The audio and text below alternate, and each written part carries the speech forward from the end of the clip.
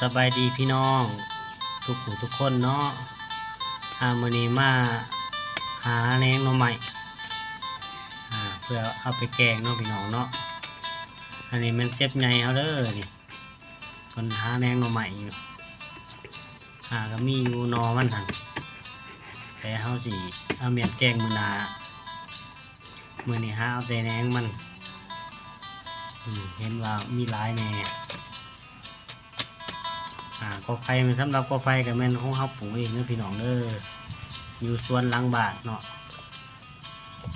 มีอยู่3กอส่วนนี้มันเป็นกอที่2พี่น้องเกิดนอทุกกอเลยมื้อนี้เฮาสิหาเอาแต่แหนงมีแต่งาม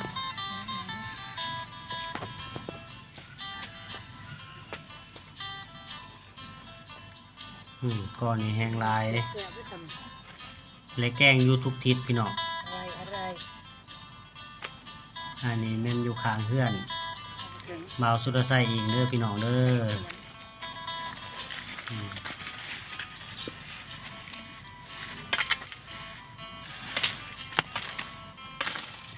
อันนี้เป็นงัวเพิ่นมาถากินใบหน่อไม้กินใบไผ่ที่เฮาสาสางออกเพราะว่าเพิ่นเคยได้กินพี่น้อง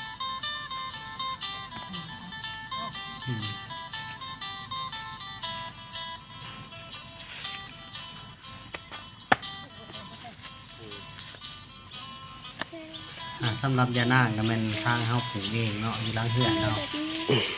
คือว่ามีครบสิมาแกงกันแซ่บๆพี่น้องมา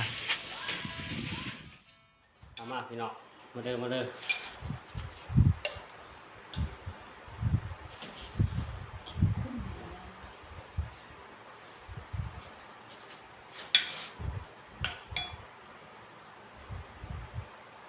แซ่บๆต้องกัน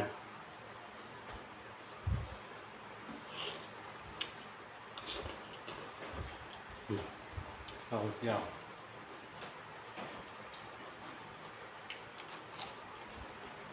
พอเจียวไม่ไหมหน่อยบน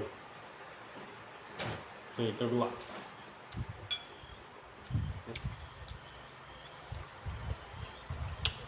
เก่งอย่างนี้ตาเนาะเนาะ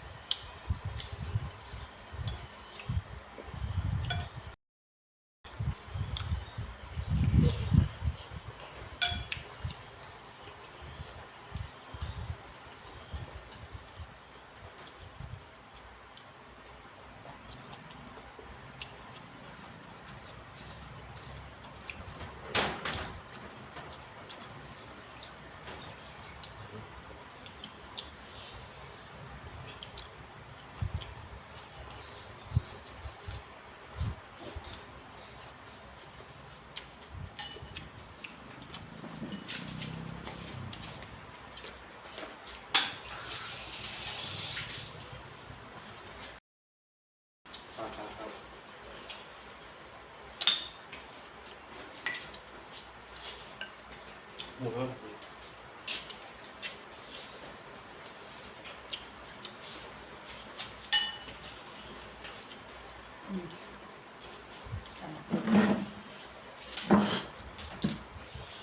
พี่น้องหมูกระซอยัดโบกหมูกระไร